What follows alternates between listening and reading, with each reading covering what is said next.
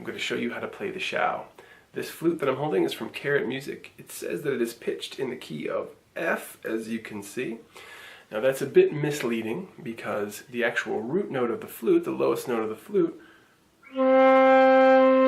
is a C, which is why I actually got it, because I wanted that nice deep range. Now what gives? It's that in Chinese music you can play an F major pentatonic scale starting right here with 3 fingers down, and that gives you an extended range because you can play up an octave and then you can play down a few notes to dip underneath your root note. Check it out.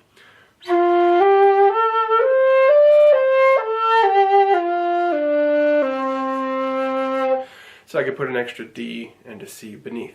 So if you have a G key xiao, if it says G on it, or if you bought it where it says G, your lowest note is actually D.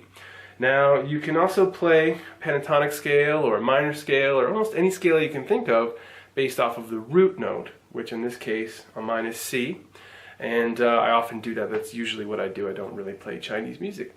So let's talk about how to first of all make a sound on this flute. You'll notice it's got a little, well, let's see if we can focus it there. We got a little notch out of the front, but otherwise it's closed. I know some xiaos are open, but I believe the technique is much the same. So what I'm going to do is take that open little bit, get close to the camera right now. I'm going to put that, so it's usually right where my lip starts, so between the pale flesh and the pink part of my lip, right on that line, I'm going to stick this line of the opening of the flute. So I'm going to match those two together. Now I've got full lips. I'm not sure how it is. I'm sure every mouth is different. So you got to experiment with that vertical alignment. But that's usually my starting point. So I'm going to stick it right there. So you can see my mouth is largely over the hole. And as I'm talking, you can hear it chiffing into the...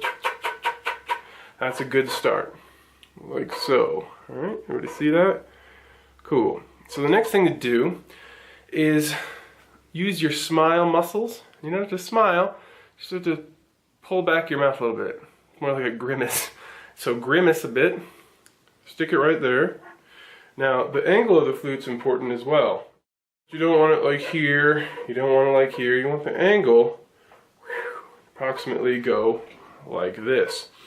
Okay. So the thing that I have to do is direct an airstream across that hole with a little bit of that grimace. Now the way to figure out how to direct your airstream, because you're going to need to do that to experiment, is to blow across your hand.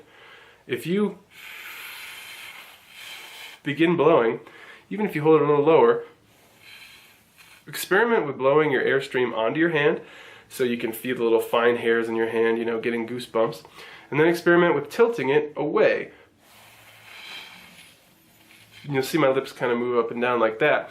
You want to get that control to where you can alter the angle of your airstream, because that's how you're going to find your sound. So check it out. I'll just do no fingers on the xiao, so just an open note. This is away, and then I gradually aim it down across.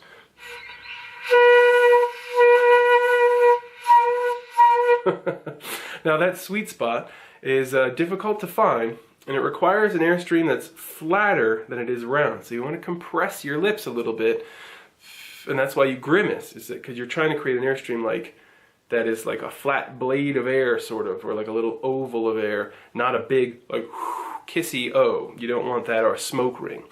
Okay, so now that we kind of have that, you're gonna have to experiment with that for a long time. It took me some time to get it.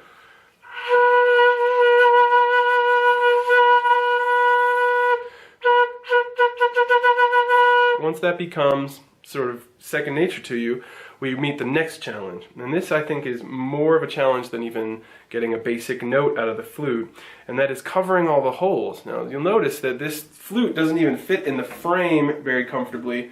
It is huge, all right? And so that means that the hole spacing that we get is also equally large.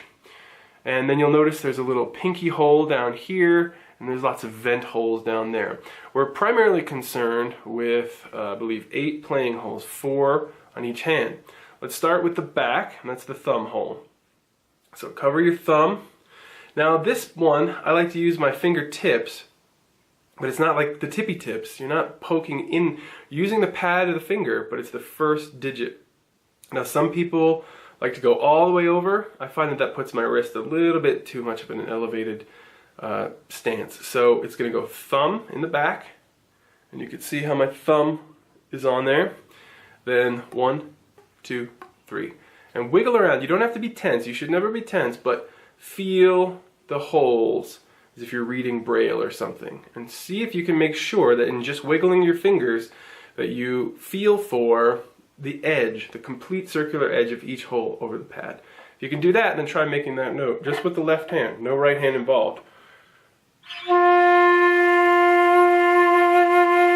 Now listen to what happens if I get a little leakage. My note sounds really raspy, and I might be tempted to constantly, work on my embouchure and try to get that better, but nothing my lips will do will fix a leak in my fingers. So it's not about squeezing and bearing down, because it's going to tire you out. It's just about wiggling those fingers around and trying to get the fleshy parts to completely seal like a rubber gasket. There we go. So check each of your fingers one by one. That includes the thumb. Rub that thumb around and find those holes. Alright, now it gets a little bit more difficult when we get to the second half, because this is what we call piper's grip. Alright, well, that's what we'd call it if we were bagpipers or Irish people. So the idea is the pinky goes on this hole with the pad. Everything else, you'll notice, is way over. And that's because I'm using this surface to cover the holes, not my first digit. Now that's a little bit difficult if you've never done it before, but you'll notice what it does with my arm is it puts it in a relaxed posture where more or less I have a neutral line, especially when you have to hold the xiao out like a good amount, from your body. You don't want to use your fingertips, because look at what happens. You get this crazy crick in your wrist, and that's going to work against freedom of motion in the tendons of your fingers. No good. So you can practice it by holding the flute up like so, and then just gently holding the flute in front of you like that, even at just like belly button height, and just should be really relaxed. The flute is ultra light, so you don't need to squeeze. It's one of the things I love about this flute, and you just want the lightest grip you can before it slips away. Now your finger pads have a little bit less sensitivity for feeling than the finger tips up over here, but you want to do the same thing you did in your left hand and feel. Close your eyes, wiggle around, try to relax, and feel your fingers covering the edges, the complete circular edge of each hole, as if it's sort of a rubber gasket again. And the idea is that you're not doing 1, 2, 3, because this flute will pop right out of your hands and you'll have tons of force. So you're not putting one finger down at a time, just gently draping your hand without any exertion or force over the bottom of the flute, and just allowing your fingers to gently search for that coverage. Now actually, I kind of lied. Your ring finger does use the first digit.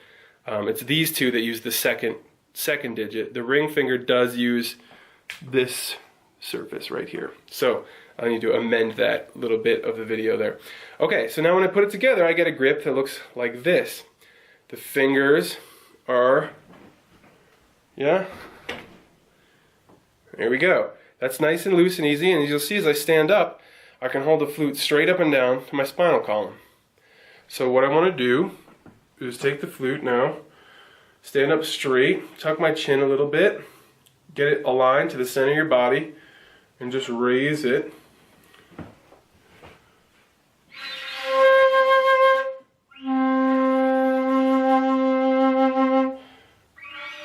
Alright, so that, don't mind that note, that is probably the most relaxed way that you can play the xiao. Really important to get that relaxation, because it's about the full breath and the full exhale, and a good posture is going to be what gives you that.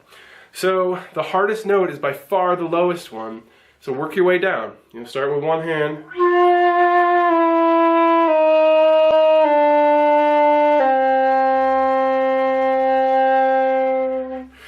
Breathe from here.